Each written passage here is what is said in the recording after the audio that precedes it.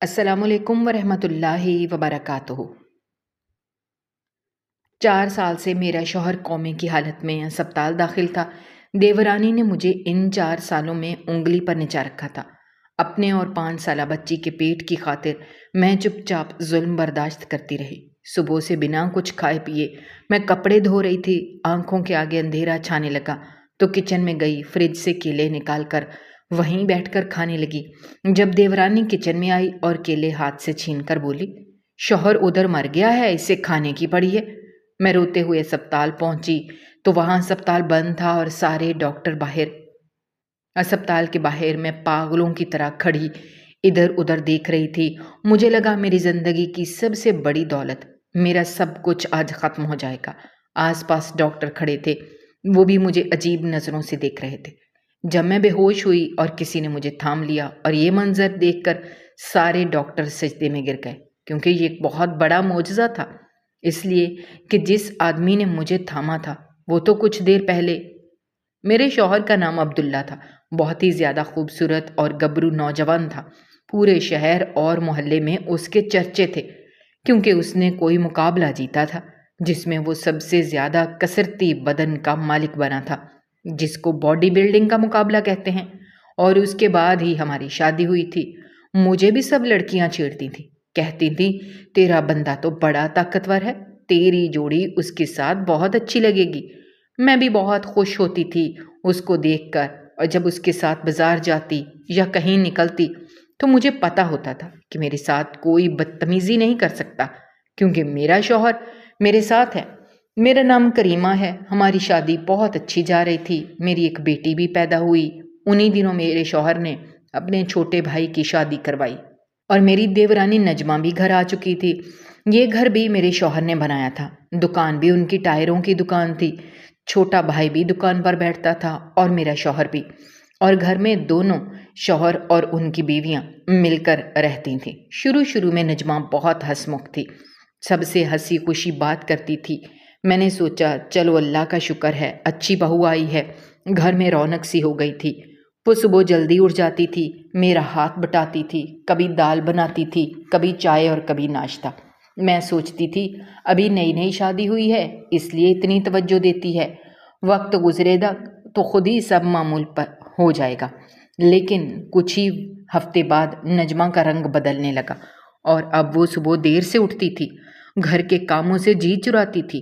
اگر میں اسے کچھ کہتی تو کہتی آپ کیوں اتنا بولتی ہیں، سب کچھ اکیلے کیوں کرتی ہیں۔ کبھی کبھی اس کے لہجے میں ایسی سختی ہوتی تھی کہ مجھے برا لگتا، مگر میں چپ رہتی کہ نئی شادی ہے، وقت کے ساتھ سب ٹھیک ہو جائے گا۔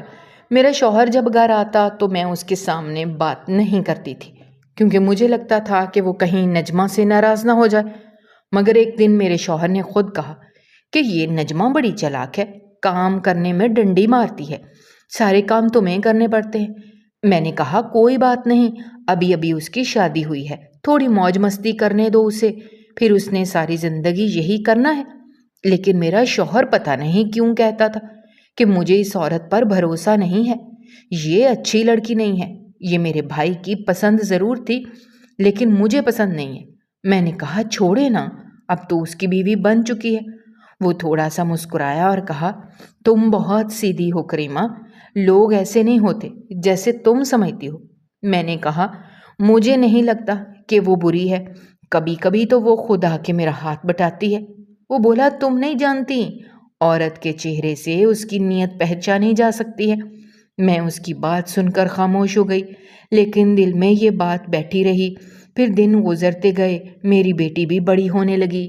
گھر میں کبھی کبھی چھوٹی باتوں پر تکرار ہو جاتی تھی، مگر سب کچھ معمول پر آ جاتا۔ ایک دن میں نے دیکھا کہ نجمہ اپنے شوہر یعنی میرے دیور سے بھی عجیب انداز میں بات کر رہی تھی، جیسے کسی بات پر ناراض ہو۔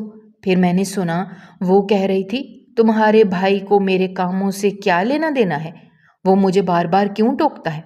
میں نے یہ بات نظر انداز کی، مگر عبداللہ کے چہرے پر کچھ دنوں سے سنجیدگی تھی، وہ کم بولتا تھا، رات کو بھی خاموش رہتا تھا۔ میں نے پوچھا کیا بات ہے تو اس نے کہا کچھ نہیں، بس سوچ رہا ہوں۔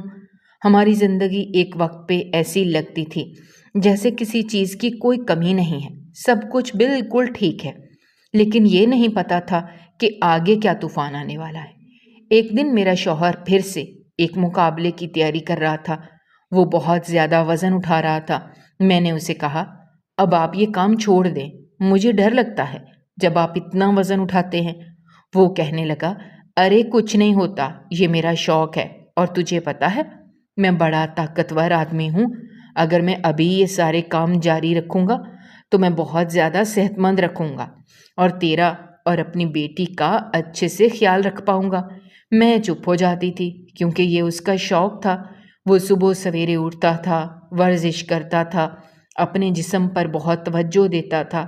کبھی کبھی تو ایسا لگتا تھا جیسے وہ کسی بڑے مقابلے کے لیے نہیں بلکہ اپنے آپ کو زندہ رکھنے کے لیے ورزش کرتا ہے۔ اس دن بھی جب وہ وزن اٹھا رہا تھا تو گھر میں سب کچھ معمول کے مطابق چل رہا تھا۔ میں کچن میں بیٹی کے لیے کھچڑی بنا رہی تھی۔ اچانک زور سے ایک دھماکے کی آواز آئی۔ میں بھاگ کر باہر نکلی، دیکھا عبداللہ زمین پر گرا ہوا ہے۔ اس کے سر کے پاس خون بہہ رہا تھا۔ پاس میں ایک بھاری لوہے کا رنگ گرا ہوا تھا جو تقریباً 40 کلو کا تھا، وہی رنگ جسے وہ روز راڈ میں ڈال کے اٹھایا کرتا تھا۔ سب کچھ اتنی تیزی سے ہوا کہ میں سمجھ ہی نہیں پائی۔ میری چیخ نکل گئی۔ نجمہ باورچی خانے سے دوڑی آئی، اس کے پیچھے میرا دیور بھی آ گیا۔ وہ فوراً عبداللہ کو اٹھا کر گاڑی میں ڈالنے لگے۔ میں نے جلدی سے دوپٹہ لیا اور اس کے ساتھ دوڑ گئی۔ میری آنکھوں کے سامنے میرا شوہر بے ہوش پڑا تھا، اس کی پلکیں ذرا بھی نہیں ہل رہی تھیں۔ میں اسے پکارتی جاتی تھی، عبداللہ آنکھیں کھولو، عبداللہ کچھ تو کہو، مگر وہ بالکل خاموش تھا۔ ہم سیدھا اسپتال پہنچے۔ ڈاکٹر فوراً ایمرجنسی میں لے گئے۔ انہوں نے کہا سر پر چوٹ لگی ہے لیکن زخم اتنا گہرا نہیں ہے، ہمیں شک ہے کہ اندرونی چوٹ ہے۔ وہ مختلف ٹیسٹ کرنے لگے۔ میں باہر کرسی پر بیٹھ گئی، ہاتھ جوڑ کے دعائیں مانگتی رہی۔ دل کے اندر خوف سا تھا کہ کہیں کچھ بہت برا نہ ہو جائے۔ میرے دیور کے ہاتھ بھی کانپ رہے تھے۔ وہ بار بار کہہ رہا تھا، بھابھی فکر نہ کریں، کچھ نہیں ہوگا، عبداللہ بہت مضبوط ہے۔ لیکن میرے دل کو سکون نہیں تھا۔ 24 گھنٹے گزر گئے مگر عبداللہ کو ہوش نہیں آیا۔ پھر 48 گھنٹے گزر گئے اور ڈاکٹر نے کہا وہ ایکٹیو کوما میں چلے گئے ہیں۔ ہم سب پریشان ہو گئے۔ میں نے رو کر پوچھا، ڈاکٹر صاحب یہ ایکٹیو کوما کیا ہوتا ہے؟ ہم تو اتنے پڑھے لکھے نہیں ہیں۔ ڈاکٹر نے سانس بھری اور کہا، ایکٹیو کوما کا مطلب یہ ہے کہ مریض سب کچھ دیکھ رہا ہے، سن رہا ہے، سمجھ رہا ہے، مگر وہ کوئی رد عمل نہیں دے پا رہا۔ اس لیے آپ لوگوں نے اس کے سامنے رونا نہیں ہے، اس کو سکون سے پکارنا ہے تاکہ دماغ کے اندر جو چھوٹی چھوٹی رگیں سو گئی ہیں وہ جاگ جائیں اور وہ واپس آ جائے۔ ایسے مریض کبھی کبھی 1 ہفتے بعد جاگ جاتے ہیں، کبھی مہینے بعد، اور کبھی ساری زندگی نہیں جاگتے، لیکن اگر وہ جاگ جائے تو یہ ایک معجزہ ہوتا ہے۔ میں خاموشی سے ڈاکٹر کی بات سنتی رہی۔ میری آنکھوں سے آنسو رکنے کا نام نہیں لے رہے تھے۔ میں نے سوچا میں اسے بار بار شوق پورا کرنے دیتی رہی۔ اگر اس دن روک لیتی تو شاید آج یہ حال نہ ہوتا۔ میری بیٹی بار بار پوچھتی، امی ابو کب اٹھیں گے؟ میں اسے کیسے بتاتی کہ اس کا ابو تو سن سکتا ہے مگر بول نہیں سکتا۔ ہمارے کچھ رشتہ دار بھی پوچھنے آئے۔ سب کے چہروں پر افسوس اور حیرت تھی۔ کچھ لوگوں نے تو عجیب باتیں کرنا شروع کر دیں۔ کوئی کہتا اب یہ زندہ ہے نہ مردہ، کوئی کہتا زندگی اور موت کے بیچ میں پھنس گیا ہے۔ مجھے ان کی باتیں بہت بری لگیں۔ میں نے کہا یہ اللہ کی مرضی ہے، وہ چاہے گا تو سب ٹھیک ہو جائے گا، لیکن اندر سے دل ڈوب رہا تھا۔ میں نے سوچا تھا ایسے وقت میں میری دیورانی نجمہ میرا ساتھ دے گی، کیونکہ اب تو وہ بھی گھر کی بہو تھی، مگر اگلے ہی دن اس کا رویہ بدل گیا۔ وہ صبح آ کر بولی، اب آپ کے کمرے میں اے سی کا کیا کام ہے؟ میاں بیوی کا کمرہ ہوتا ہے۔ اب آپ کے کمرے میں تو آپ کا شوہر ہوگا نہیں اور آپ بھی زیادہ وقت ہسپتال میں گزاریں گی، اس لیے اے سی اتار کر اپنے کمرے میں لگوا لیا ہے۔ میں اس کی بات سن کر پتھر کی طرح ساکت رہ گئی۔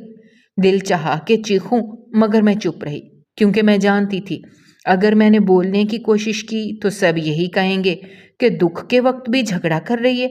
میں نے اپنے دیور سے بات کی۔ وہ کہنے لگا، ارے بھابھی آپ پریشان نہ ہوں، میں آپ کے کمرے میں دوسرا اے سی لگوا دوں گا۔ میں نے سر ہلا دیا مگر دل کے اندر کچھ ٹوٹ گیا تھا۔ مجھے لگنے لگا تھا کہ نجمہ کی حرکتیں اب عام نہیں رہیں۔ وہ اس گھر کو اپنا گھر سمجھنے لگی تھی اور مجھے محسوس ہونے لگا کہ میرا گھر اب میرا نہیں رہا تھا، کیونکہ یہ گھر اور دکان، کاروبار، سب کچھ میرے شوہر نے بنایا تھا۔ اسی لیے جو کچھ بناتا ہے اور اپنی محنت کر کے اس پر پیسے لگاتا ہے وہ پھر بولتا بھی ہے۔ میرا شوہر گھر میں بولتا بھی تھا۔ وہ اپنے بھائی کو صبح صبح اٹھا کر کہتا تھا کہ چلو دکان پہ پہنچو، کام وقت پر ہونا چاہیے، اور خود وہ اپنے لیے ورزش کا جو ٹائم نکالتا تھا اس میں بھی دیور کو ہی دکان پر بیٹھنا پڑتا تھا۔ میرا شوہر ایک مکمل مرد تھا جو سب کو سنبھال بھی رہا تھا اور اپنے لیے بھی وقت نکالتا تھا تاکہ اپنے شوق کو ٹائم دے سکے۔ وہ اپنی ذمہ داری نبھانے والا انسان تھا، ہر چیز میں اصول رکھتا تھا، چاہے کاروبار ہو یا گھر کا معاملہ۔ لیکن اسے کسی کی نظر لگ گئی، شاید کسی کو اس کی کامیابی ہضم نہیں ہوئی، کیونکہ میں یہ بات روز محسوس کرتی تھی کہ جب بھی کوئی اس کی تعریف کرتا اس کے چہرے پر کچھ نہ کچھ بدل جاتا تھا، کبھی تھکاوٹ، کبھی بوجھل پن، مگر وہ کسی کو کچھ کہتا نہیں تھا۔ جب سے میرا شوہر کوما میں گیا تھا، یعنی گھر سے ہی چلا گیا تھا، وہ تو ظاہر ہے اسپتال میں پڑا تھا، اس کے بعد سے گھر کا ماحول بالکل بدل گیا تھا۔ مجھے سب کچھ اجنبی سا لگنے لگا تھا۔ میں نے نوٹ کیا کہ میرا دیور اور نجمہ بہت زیادہ خوش رہنے لگے تھے۔ دیور اس لیے خوش تھا کہ اب کوئی اس پر سختی کرنے والا نہیں تھا۔ اب وہ اپنی مرضی سے اٹھتا، 11 بجے تک سویا رہتا، ناشتہ بناتے بناتے 12 بج جاتے، پھر وہ آہستہ آہستہ تیار ہو کر دکان پر جاتا، کبھی کبھی تو دوپہر کو جاتا اور رات کو جلدی واپس آ جاتا۔ وہ سمجھتا تھا کہ اب سارا کنٹرول اسی کے ہاتھ میں ہے۔ دوسری طرف نجمہ بھی گھر کی مالکن بننے کی کوشش کر رہی تھی۔ اس کے انداز بدل گئے تھے، بات کرنے کا طریقہ بدل گیا تھا۔ وہ اب مجھے حکم دینے لگی تھی۔ کبھی کہتی برتن دھو لو، کبھی کہتی کپڑے طے کر دو، کبھی کہتی بچے کو سنبھالو، مجھے باہر جانا ہے۔ میں نے ایک دن اسے نرمی سے کہا، نجمہ تم اب گھر کی نئی بہو ہو اور میری بیٹی بھی چھوٹی ہے، مجھے اسپتال بھی جانا ہوتا ہے، وہاں عبداللہ اکیلا پڑا ہے، اس کے پاس وقت دینا بھی ضروری ہے، تم ذرا گھر کے کام دیکھ لیا کرو۔ تو وہ طنزیہ ہنس کر بولی، ٹائم دینے سے کیا مطلب ہے؟ آپ کے جانے سے کیا ہو جائے گا؟ وہ تو وہاں پر پڑا ہوا ہے، آپ تھوڑی دیر کر جا کر بیٹھ جاتی ہیں، اس سے زیادہ کیا ہو سکتا ہے؟ اور ویسے بھی ان کے اوپر جو خرچہ آ رہا ہے وہ بھی تو میرا شوہر ہی دے رہا ہے۔ میں اس کی بات سن کر حیران رہ گئی۔ میں نے کہا، یہ کاروبار تو میرے شوہر نے بنایا ہے۔ تو کہنے لگی کہ لیکن سنبھال تو میرا شوہر رہا ہے، اس لیے آپ بھی ذرا اپنے آپ کو اور اپنی زبان کو سنبھال کر رکھیے گا اس گھر میں، کیونکہ اب اس گھر کی مالکن میں ہوں، اور میں اتنے دکھ میں تھی کہ میں اسے کوئی جواب نہ دے سکی۔ میرے اندر اتنی ہمت ہی نہیں تھی۔ میں نے سوچا اگر کچھ کہوں گی تو جھگڑا بڑھے گا، اور میرا مقصد تو صرف اپنے شوہر کے لیے دعائیں مانگنا ہے۔ میں دن رات اسپتال جاتی رہتی تھی۔ کبھی کبھی ڈاکٹر امید دلاتے کہ کچھ حرکت محسوس ہوئی ہے، کبھی کہتے حالت وہی ہے۔ ہر دن میرے لیے قیامت بن کر گزرتا تھا، مگر نجمہ کے لیے جیسے کچھ بھی نہیں ہوا ہو۔ وہ ہنستی کھیلتی رہتی تھی اپنے شوہر کے ساتھ، کبھی موبائل پر باتیں کرتی، کبھی گانے سنتی، کبھی سہیلیوں کے گھر جاتی، جیسے اس گھر میں کوئی دکھ ہو ہی نہیں۔ وقت گزرتا گیا اور اس کا رویہ دن بدن سخت ہوتا گیا۔ اب وہ کھانے پینے کا سامان بھی اپنے قابو میں رکھنے لگی تھی۔ ایک دن جب میں اسپتال سے واپس آئی تو دیکھا کہ فریج کو تالا لگا ہوا ہے۔ میں نے پوچھا، یہ کیا کیا تم نے؟ تو بولی، پہلے بڑے بھائی سامان لایا کرتے تھے، آپ کی اور آپ کی بیٹی کی خوب موج مستی ہوتی تھی، اب سارا کچھ ہم اپنے حساب سے کریں گے۔ اب وہ وقت گیا جب آپ کے شوہر کے پیسے پر سب کچھ چلتا تھا، اب تو ہم دونوں میاں بیوی سب دیکھیں گے۔ میں نے کہا، نجمہ یہ کیسا رویہ ہے؟ علاج پر جو پیسے لگ رہے ہیں وہ میرے شوہر کے اپنے کمائے ہوئے پیسے ہیں، تمہارے شوہر نے تو ابھی ان کے بعد کاروبار سنبھالا ہے، اس نے ہاتھ تک نہیں لگایا ان پیسوں کو، تو وہ ہنستے ہوئے بولی، آپ کچھ بھی کہیں، حقیقت یہ ہے کہ اب وہ دکان میرے شوہر کے ہاتھ میں ہے اور گھر بھی میرا شوہر چلا رہا ہے، اس لیے زبان سنبھال کر بات کیجیے ورنہ آپ کے لیے اچھا نہیں ہوگا۔ میں اس کی بات سن کر اندر سے ٹوٹ گئی۔ میرے لیے یہ سب سننا اتنا دردناک تھا کہ میں نے اپنے آنسو ضبط کرنے کی بھی کوشش نہیں کی۔ مجھے لگتا تھا کہ میری زندگی ایک ایسی مصیبت میں پھنس گئی ہے کہ جس سے نکلنے کے لیے مجھے بہت زیادہ دعائیں کرنے کی ضرورت ہے۔ ہسپتال کے کمرے میں جب میں اپنے شوہر کو دیکھتی تو اس کی سانسیں آہستہ آہستہ چلتی رہتی۔ اس کے چہرے پر خاموشی اور سکون تھا، لیکن اس کے اندر کیا چل رہا تھا یہ میں نہیں جانتی تھی۔ ادھر رشتہ دار بھی باتیں کر رہے تھے۔ کوئی کہتا کسی نے نظر لگا دی ہے، کوئی کہتا اس بندے کو بد دعا لگی ہے، کوئی کہتا کہ وہ اب کبھی نہیں اٹھے گا، کوئی یہ تک کہہ دیتا بھلا کنویں سے بھی کوئی اٹھتا ہے، کیا ہو سکتا ہے اس نے کوئی گناہ کیا ہو یا کوئی غرور کیا ہو اس لیے سزا ملی ہے۔ میں ان باتوں سے بہت دل گرفتہ ہو جاتی تھی۔ ہمارے معاشرے کی سب سے بڑی بدقسمتی یہی ہے کہ جب کسی کے ساتھ کوئی مصیبت آتی ہے تو لوگ فوراً کہہ دیتے ہیں یہ سزا ہے، یہ عذاب ہے، مگر یہ کوئی نہیں سوچتا کہ اللہ اپنے نیک بندوں کو بھی آزماتا ہے، اور آزمائش کا یہی مطلب ہوتا ہے کہ بیماری، غربت یا کوئی مصیبت جو اللہ کی طرف سے آتی ہے تاکہ بندہ اس کے قریب ہو جائے، مگر لوگ اسے بھی عذاب کہہ دیتے ہیں۔ میرے بارے میں بھی یہی کہا جانے لگا کہ کریمہ پر عذاب آ گیا ہے، اس کے شوہر کے ساتھ یہ سب اس کے نصیب میں لکھا ہے، اور یہ سن کر میرا دل رو پڑتا تھا، کیونکہ میں جانتی تھی کہ میرا شوہر گنہگار نہیں بلکہ ایک نیک، محنتی اور ایماندار انسان ہے۔ وقت گزرتا گیا، یہاں تک کہ سال سے بھی زیادہ وقت گزر گیا۔ اس گزرتے وقت نے میرے دل اور جسم دونوں کو تھکا دیا تھا۔ میں دن رات اپنے شوہر کی دعاؤں میں لگی رہتی تھی، لیکن دوسری طرف میری دیورانی نے مجھے اپنی انگلیوں پر نچا رکھا تھا۔ اس نے مجھے گھر کی نوکرانی بنا دیا تھا۔ اب میں وہ کریمہ نہیں رہی تھی جو کبھی اس گھر کی بڑی بہو تھی جس کی سب عزت کرتے تھے، بلکہ اب میں وہ تھی جو ہر وقت کسی نہ کسی کام میں لگی رہتی تھی۔ کبھی برتن دھوتی، کبھی جھاڑو لگاتی، کبھی کپڑے تہہ کرتی، کبھی چولہے کے پاس گھنٹوں کھڑی رہتی تھی۔ میری بیٹی ابھی چھوٹی تھی، اسے میں خود نہلاتی، دھلاتی، اسے کھلاتی پلاتی اور ساتھ ساتھ گھر کے سارے کام بھی کرتی تھی۔ میں کسی سے کچھ مانگتی بھی نہیں تھی، بس چپ چاپ سب کچھ کرتی جاتی تھی۔ مجھے صرف ایک فکر تھی کہ میرے شوہر کا علاج چلتا رہے اور وہ کسی طرح آنکھیں کھول دیں۔ کبھی کبھی رات کو جب سب سو جاتے، میں چپکے سے کمرے میں کونے میں جا کر اللہ سے باتیں کرتی تھی کہ یا اللہ، اگر میرا شوہر واپس آ جائے تو میں کبھی کسی چیز کی شکایت نہیں کروں گی۔ اس کے بعد میں اگلے دن صبح پھر ہسپتال چلی جاتی تھی اپنے شوہر کو دیکھنے کے لیے۔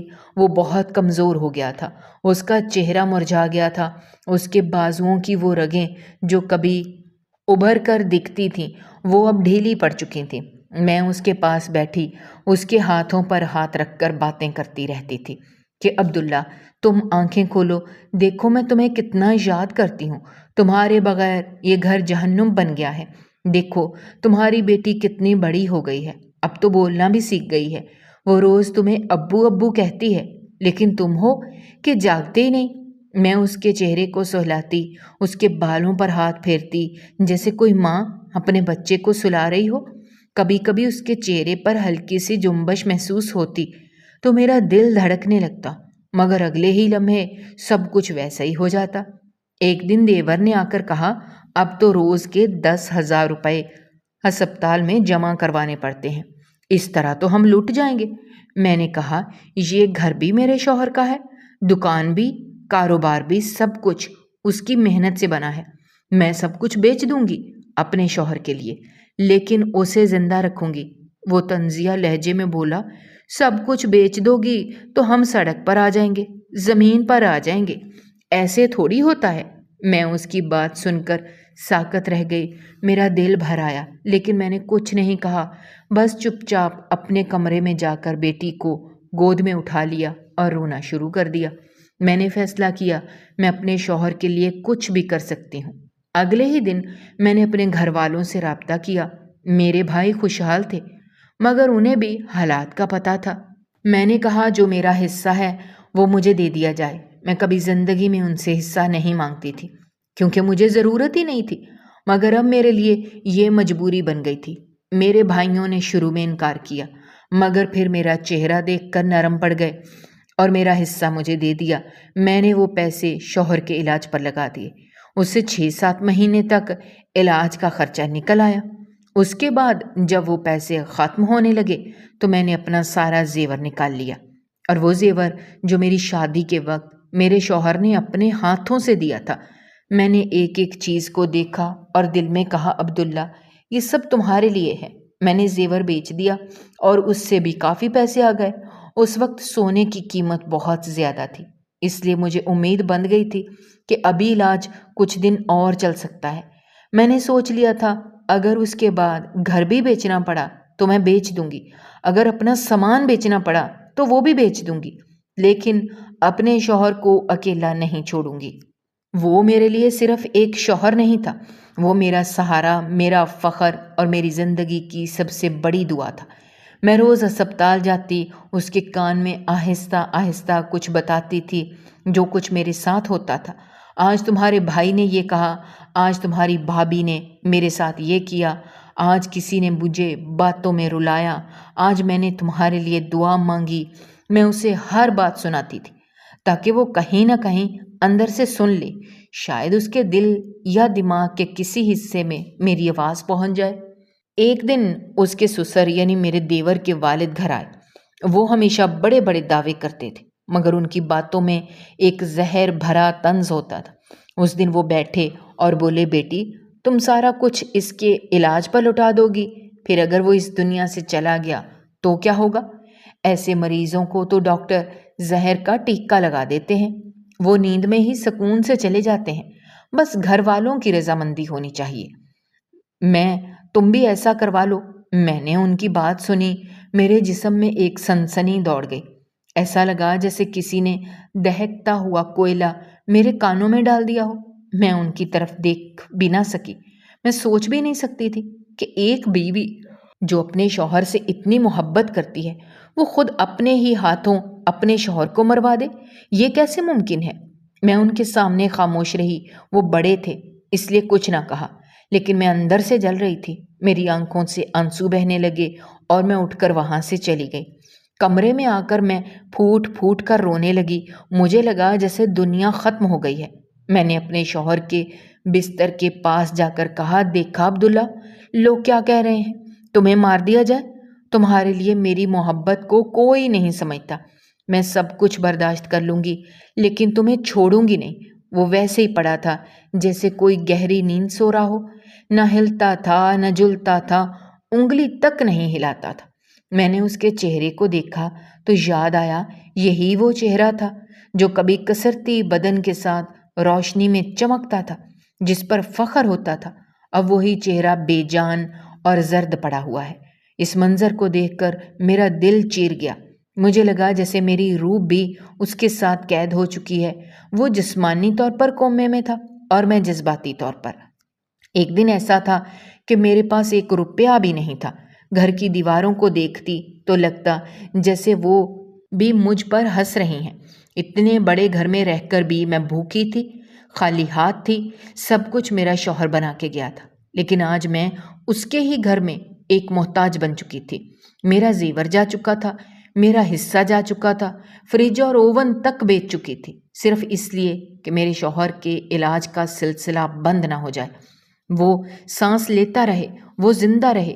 میں روز رات کو اس کی تصویر کے آگے بیٹھ کر دعا کرتی تھی کہ میرے بھگوان مجھے بس اتنی طاقت دے کہ میں ایک دن اور اپنے شوہر کے لیے لڑ سکوں۔ میری بیٹی بھی اب اتنی بڑی ہو گئی تھی کہ وہ مجھ سے سوال کرنے لگی تھی کہ ماں، سب لوگ ہمیں حقارت سے کیوں دیکھتے ہیں؟ میں سمجھ نہیں پاتی تھی کہ اس کی ماں اب اس گھر میں ایک قیدی بن چکی ہے۔ صبح اٹھی تو نجمہ کی آواز کانوں میں گونجی، کرن بی بی، سارے کمبل دھو لو، سارے پردے اتار لو اور کالی نئیاں بھی دھو ڈالنا۔ میں نے تھکے بدن سے کہا، آج مجھ سے کچھ نہیں ہوگا، ذرا چکر آ رہے ہیں۔ اس نے تیز آواز میں کہا، چکر آ رہے ہیں تو بیٹھ جاؤ، پھر مجھ سے پیسے مانگنے نہ آنا۔ میں رک گئی اور سوچا، اگر میں آج رک گئی تو کل میرے شوہر کے علاج کے پیسے کہاں سے آئیں گے؟ میں نے اپنے آنسو صاف کیے، صحن میں رکھے کمبل اٹھانے لگی۔ دھوپ بہت تیز تھی، پانی سے بھری بالٹی کو کئی بار بھرنا پڑا، ہاتھوں کی چمڑی اترنے لگی، دھوپ سے آنکھوں کے آگے اندھیرا سا چھانے لگا، لیکن میں رکنا نہیں چاہتی تھی۔ بس ایک امید تھی کہ شاید یہ دن آخری آزمائش ہو اور پھر میرے شوہر کی آنکھیں کھل جائیں۔ شام تک میں نڈھال ہو گئی تھی، پیروں میں جان نہیں تھی۔ میں نے نجمہ سے کہا، بہن اب تو سارے کام کر لیے ہیں، ذرا پانی پلا دو یا کچھ کھانے کو دے دو۔ اس نے طنز سے ہنستے ہوئے کہا، پہلے جا کر اپنی قسمت سے پوچھو کہ تمہارے نصیب میں اب کھانا ہے بھی یا نہیں۔ وہ بات بول کر اندر چلی گئی۔ میں بے بسی سے کچن کی طرف بڑھی، فریج کھولا تو خالی تھا۔ ایک کونے میں 2 کیلے رکھے تھے۔ میں نے سوچا ایک اپنی بیٹی کے لیے رکھ لوں اور ایک خود کھا لوں۔ میں نے کیلا چھیلا اور بیٹھ کر کھانے لگی۔ اتنے میں وہ اندر آئی اور جیسے اس نے کوئی جرم پکڑ لیا ہو چلانے لگی، دیکھو ذرا اس عورت کو، اس کا شوہر مرنے والا ہے اور یہ یہاں بیٹھ کر مزے سے کیلے کھا رہی ہے۔ میں حیران رہ گئی، یہ کیا کہہ رہی ہے؟ میرے دل کی دھڑکن تیز ہو گئی، سانس رکنے لگی۔ میں نے اس کے منہ کی طرف دیکھا اور پوچھا کہ کیا کہا تم نے؟ میرا شوہر مر گیا ہے؟ وہ ہنسی اور بولی، ہاں جا کے دیکھ لے، اب شاید اسپتال میں دھواں بھی اٹھ رہا ہوگا۔ میں نے اس کی بات سنی اور پاگلوں کی طرح بھاگنے لگی۔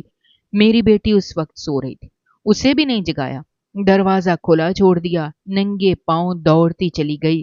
میرے قدموں میں چھالے پڑ چکے تھے، لیکن مجھے کچھ محسوس نہیں ہو رہا تھا۔ بس ایک ہی خیال تھا کہ میرا شوہر بچ جائے۔ مجھے نہ رکشہ یاد آیا، نہ سڑکوں کی ٹریفک، بس دوڑتی جا رہی تھی۔ راستے میں کئی لوگ مجھے دیکھ کر رک گئے۔ کوئی کہتا پاگل عورت ہے، کوئی کہتا کسی کے پیچھے بھاگ رہی ہے، لیکن مجھے کچھ سنائی نہیں دے رہا تھا۔ جب اسپتال پہنچی تو سامنے کا منظر دیکھ کر میری روح کانپ گئی۔ اسپتال کے اوپر والے حصے سے آگ کے شعلے نکل رہے تھے، دھواں آسمان کو چھو رہا تھا، لوگ چیخ رہے تھے، بھاگ دوڑ مچی ہوئی تھی۔ میں نے ایک نرس کو پکڑا اور کہا، میرے شوہر اوپر ہے، میرا عبداللہ اوپر ہے، کوئی تو بچاؤ اسے۔ نرس کی آنکھوں میں آنسو تھے۔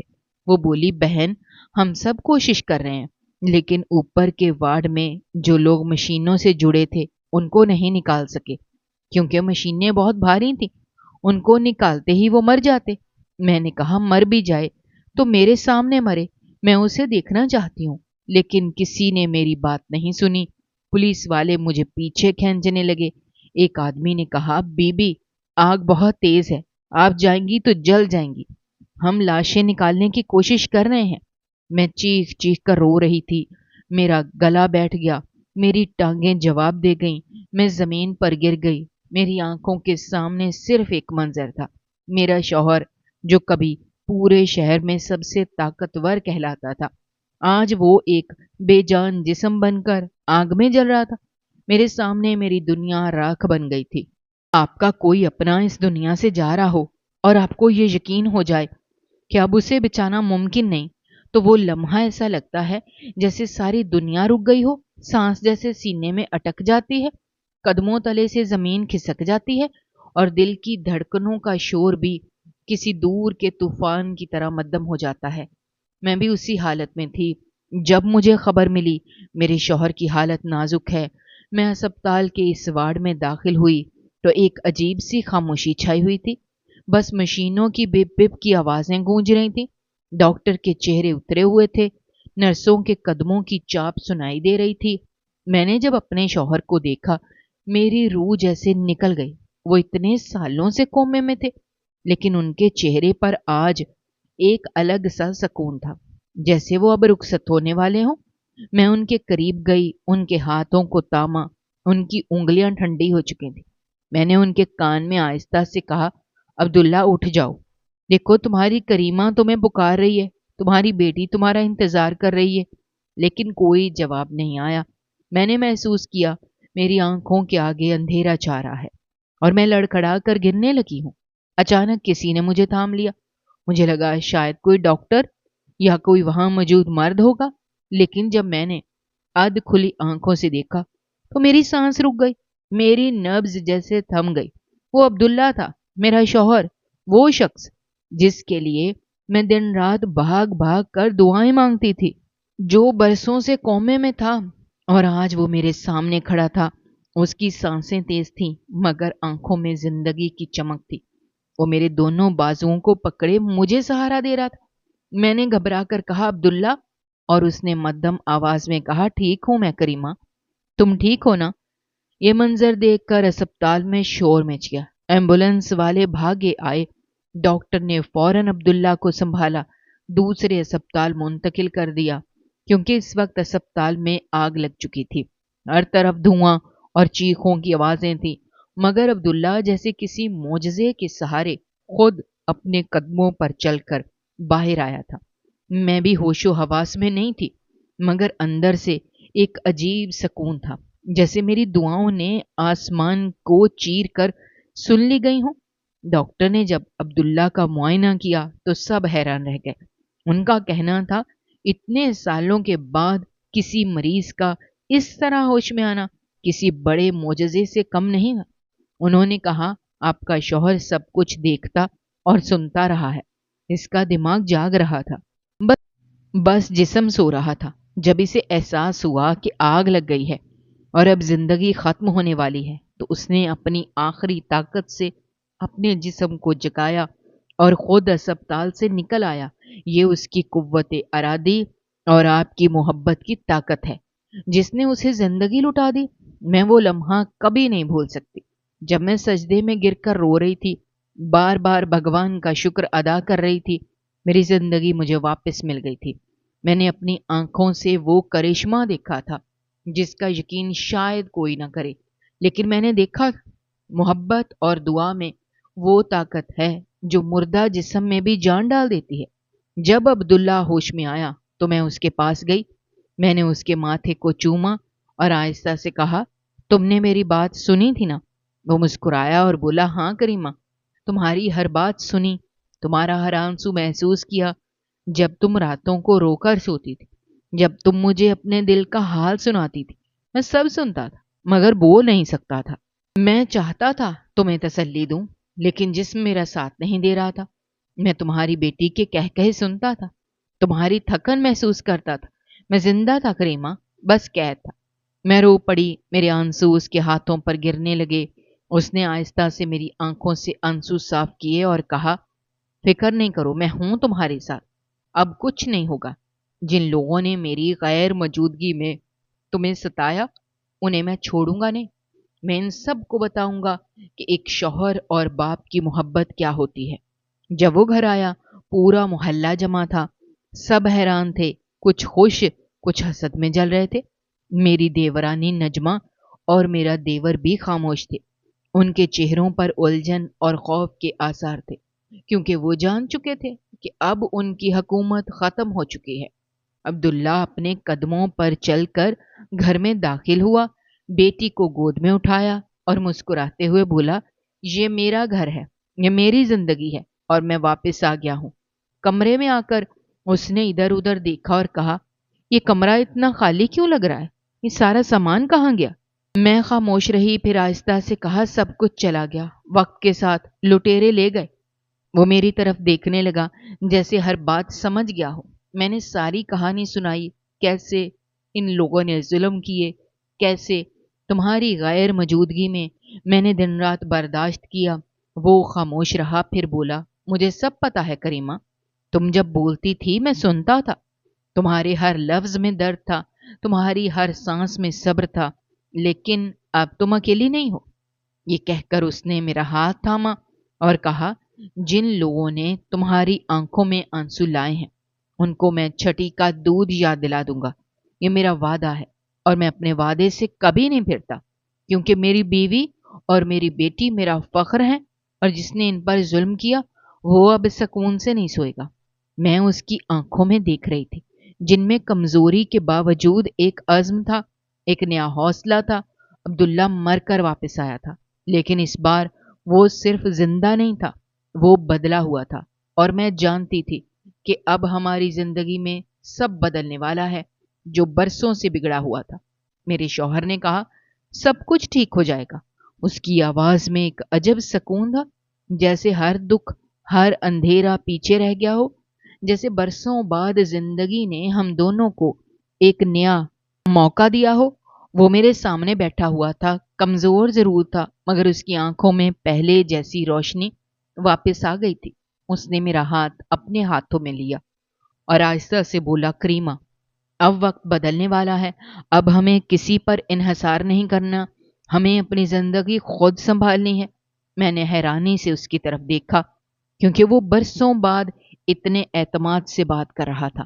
میں نے کہا، کیسے سب کچھ بدلے گا؟ اس نے دھیرے سے کہا، میرے پاس ایک ایسا خزانہ ہے جس کے بارے میں کسی کو خبر نہیں۔ میں چونک گئی۔ اس نے بتایا، میرا ایک بینک اکاؤنٹ ہے جس میں 14 لاکھ روپے پڑے ہیں۔ یہ بات میں نے کسی کو نہیں بتائی تھی۔ جب میں کومے میں گیا تو سب کو لگا کہ میرے پاس کچھ بھی نہیں بچا، مگر یہ پیسے ہمیشہ میرے پاس تھے۔ میں نے یہ اپنی محنت سے کمائے تھے۔ اب ہم یہ پیسے استعمال کریں گے، تم کسی کو بتانا نہیں۔ میں نے اس کے چہرے کو دیکھا اور دل ہی دل میں بھگوان کا شکر ادا کیا کہ اس نے ہم دونوں کو عزت سے جینے کا راستہ دیا۔ چند دن گزرے، عبداللہ کی حالت بہتر ہونے لگی۔ وہ پہلے سے زیادہ متحرک ہو گیا، چلنے پھرنے لگا، باتیں کرنے لگا۔ اس کے چہرے پر ایک نیا حوصلہ نظر آنے لگا۔ ایک صبح اس نے کہا، کریمہ، وکیل صاحب کو بلاؤ۔ میں چونک گئی، کہنے لگی، وکیل کیوں؟ اس نے مسکرا کر کہا، اب حساب برابر کرنا ہے۔ سالوں سے جو ظلم ہوا، اب اس کا جواب وقت دے گا۔ میں نے کچھ نہیں کہا، بس خاموشی سے وکیل صاحب کو فون کیا۔ دوپہر کے وقت وہ گھر آ گئے۔ عبداللہ نے آرام دہ کرسی پر بیٹھ کر بڑے وقار سے کہا، یہ گھر میری ملکیت ہے، یہ دکان میری ملکیت ہے، اور دکان کے اندر جو کروڑوں کا مال ہے وہ بھی میرا ہے۔ میں اپنی تمام جائیداد اپنی بیوی کریمہ کے نام کرنا چاہتا ہوں۔ وکیل صاحب نے سب کچھ لکھا، دستخط لیے اور کہا، ٹھیک ہے عبداللہ صاحب، اب یہ سب کچھ آپ کی بیوی کے نام ہو جائے گا۔ یہ سب کچھ میرے دیور اور نجمہ کے سامنے ہو رہا تھا۔ وہ دونوں صدمے میں تھے، ان کے چہرے کا رنگ اڑ گیا، وہ بول نہیں سکے، جیسے زبان ساتھ چھوڑ گئی ہو۔ عبداللہ نے ان کی طرف دیکھا اور کہا، یہ سب میرے سامنے ہوا ہے جب میں کوما میں تھا۔ تم لوگوں نے میری بیوی کو ذلیل کیا، اسے نوکرانی بنایا، اس سے پیسے مانگنے لگے اور میرے ہی پیسوں سے عیاشی کرتے رہے۔ آج وہ وقت ختم ہوا۔ اب تم دونوں اپنے انجام کو پہنچو، اپنا سامان اٹھاؤ اور یہاں سے نکل جاؤ۔ یہ گھر اب تمہارا نہیں رہا۔ دیور کے چہرے پر پچھتاوے کے آثار تھے، مگر نجمہ کی آنکھوں میں ابھی بھی ضد تھی۔ اس نے اپنے شوہر کا ہاتھ پکڑا، غصے سے کہا، چلو یہاں سے، ہماری بد دعا لگے گی۔ عبداللہ نے مسکرا کر کہا، ظالموں کی بد دعا نہیں لگتی، اور جس کے دل میں نفرت ہو اس کی دعا بھی قبول نہیں ہوتی۔ وہ دونوں وہاں سے چلے گئے، شاید ہمیشہ کے لیے۔ ان کے جانے کے بعد گھر میں سکون کا ایک نیا سایہ اتر آیا، جیسے برسوں سے رکا ہوا چین واپس آ گیا ہو۔ میں نے عبداللہ کی طرف دیکھا، وہ گہری سانس لے کر کہنے لگا، کریمہ، یہ گھر اب تمہارا ہے، اب ہم کسی کے محتاج نہیں۔ اب نہ کوئی ہمیں تانا دے گا، نہ ذلیل کرے گا۔ تمہیں پتہ ہے، جب میں کومے میں تھا، میں تمہارے ہر لفظ کو سنتا تھا، تمہارے ہر آنسو کو محسوس کرتا تھا، مگر کچھ کر نہیں سکتا تھا۔ آج بھگوان نے مجھے زندگی دی تاکہ میں تمہیں انصاف دلا سکوں۔ ہم نے مل کر گھر کو دوبارہ سنوارنا شروع کیا۔ جو سامان جل گیا تھا یا بک گیا تھا وہ سب دوبارہ خریدا۔ عبداللہ کہتا تھا، میں تمہارے لیے نیا سونا خریدوں گا، تمہیں پھر سے وہی عزت دوں گا جو تمہیں ملنی چاہیے تھی۔ میں نے اس کا ہاتھ تھاما اور کہا، مجھے سونا نہیں چاہیے عبداللہ، تم ہی میرے لیے سب سے قیمتی ہو، تم ٹھیک ہو گئے ہو، یہی میرا سب سے بڑا سونا ہے۔ اس نے میری بات سن کر ہلکی مسکراہٹ دی اور کہا، تم جیسی عورت کے لیے زندگی بھی کم ہے۔ میرے گھر والوں نے جب یہ سنا وہ بہت خوش ہوئے۔ انہوں نے کہا، بھگوان نے تمہارے صبر کا پھل دے دیا، اب سب کچھ ٹھیک ہو گیا۔ میں نے ان کا شکریہ ادا کیا کیونکہ انہوں نے میری مصیبت میں میرا ساتھ دیا تھا۔ جب سب نے منہ موڑ لیا تب وہ میرے لیے ڈھال بنے کھڑے رہے تھے۔ عبداللہ بھی ان سب سے ملا، ان کے قدموں کو چھوا۔ اس نے کہا، آپ لوگوں نے میری بیوی کا سہارا بن کر میری غیر موجودگی میں جو فرض نبھایا اس کا قرض میں کبھی نہیں اتار سکتا۔ اب ہمارے دن بدلنے لگے تھے۔ عبداللہ نے اپنی دکان دوبارہ سنبھال لی، نئی چیزیں منگوائیں، مزدور رکھے، کاروبار پھر سے چلنے لگا۔ وہ پہلے سے زیادہ پرعزم تھا۔ لوگ آتے تو حیران ہوتے، یہ وہی آدمی ہے جو سالوں تک کوما میں رہا اور آج اپنی دکان خود چلا رہا ہے۔ اخبارات میں خبر چھپ گئی، ایک شخص برسوں بعد کومے سے اٹھ کر اپنی زندگی نئے سرے سے شروع کر رہا ہے۔ ڈاکٹر بھی حیران تھے کہ یہ کیسے ممکن ہے۔ عبداللہ اکثر کہتا تھا، جب بھگوان کی مرضی ہو مردہ جسم بھی جاگ اٹھتا ہے۔ رشتہ دار جو پہلے طنز کرتے تھے اب میٹھے بول بولنے لگے، مگر عبداللہ نے سب کی پہچان کر لی تھی۔ وہ صاف کہتا تھا کہ منفی لوگوں کی جگہ ہماری زندگی میں نہیں ہے۔ اس نے ہمارے گھر کی دہلیز پر حد لگا دی کہ جن لوگوں نے دکھ میں ساتھ نہیں دیا وہ خوشی میں بھی ہمارے مہمان نہیں بن سکتے۔ میں پہلے حیران ہوئی مگر بعد میں سمجھ گئی کہ وہ ٹھیک کہتا ہے۔ انسان کو اپنی عزت کا خود خیال رکھنا چاہیے۔ کبھی کبھی ہم دونوں شام کو بیٹھ کر پرانی باتیں یاد کرتے ہیں۔ وہ کہتا تھا، کریمہ تم نے جو انتظار کیا وہ دنیا کی سب سے بڑی عبادت ہے۔ میں تمہیں دیکھتا تھا، سنتا تھا مگر بے بس تھا۔ اب میں تمہیں کبھی اکیلا نہیں چھوڑوں گا۔ ہم ایک نئی زندگی شروع کریں گے۔ تمہاری بیٹی کو وہ سب دیں گے جس کی وہ حقدار ہے۔ اب اس کی تعلیم بھی اچھی جگہ سے ہوگی، اس کے خواب بھی پورے ہوں گے۔ میرے لیے یہ سب کسی خواب سے کم نہیں تھا۔ وہ دن رات محنت کرنے لگا، گھر میں ہنسی کی آوازیں آنے لگیں، بیٹی خوش رہنے لگی۔ میں اکثر سوچتی، اگر میں اس وقت ہار مان لیتی، اگر میں دعا مانگنا چھوڑ دیتی، شاید یہ معجزہ کبھی نہ ہوتا۔ عبداللہ کی زندگی ہمارے لیے ایک نئی شروعات تھی۔ اس نے خود کہا تھا، کریمہ جب انسان سچے دل سے محبت کرے تو بھگوان اس کی محبت کو رائیگاں نہیں جانے دیتا۔ اب ہمارا گھر پہلے سے زیادہ روشن لگنے لگا تھا۔ اب دیواروں پر امید کے رنگ تھے، آنگن میں بیٹی کے کہکہے گونجتے تھے اور عبداللہ کی آواز میں ایک نرمی آ گئی تھی۔ وہ ہر روز کہتا تھا کہ جو دکھ ہم نے جھیلا وہ اب کسی پر نہ آئے۔ اس نے اپنی دکان کا نام بھی بدل دیا۔ اس نے اس کا نام رکھا نئی صبح۔ میں نے پوچھا کیوں، تو کہنے لگا، جیسے ہماری زندگی کو نئی صبح ملی ہے ویسے ہی یہ دکان بھی نئی شروعات کی علامت بنے گی۔ وقت گزرتا گیا مگر وہ دن میری یادوں میں آج بھی نقش ہے جب آگ کے شعلوں کے درمیان عبداللہ نے میری زندگی کو تھام لیا تھا۔ وہ لمحہ میری روح میں بس گیا کیونکہ اسی دن سے میں نے یقین کر لیا کہ سچی محبت مر نہیں سکتی۔ وہ بھگوان کی طرح دیر سے صحیح مگر جواب ضرور دیتی ہے۔ اور آج میں اور عبداللہ اپنے ماضی کے ہر زخم کو بھلا کر ایک سکون بھری زندگی گزار رہے ہیں۔ ہماری آنکھوں میں اب صرف شکر ہے اور دل میں وہ سکون جو صرف تب ملتا ہے جب انسان اپنی آزمائشوں کے بعد اپنے رب کی قدرت کو پہچان لیتا ہے۔ دوستو، ہماری آج کی یہ کہانی آپ کو کیسی لگی؟ کمنٹ باکس میں اپنی رائے کا اظہار کرنا مت بھولیے گا، اور اگر آپ ہمارے چینل پر نئے ہیں تو چینل کو سبسکرائب کرنا بھی مت بھولیے گا۔ شکریہ۔ اللہ حافظ۔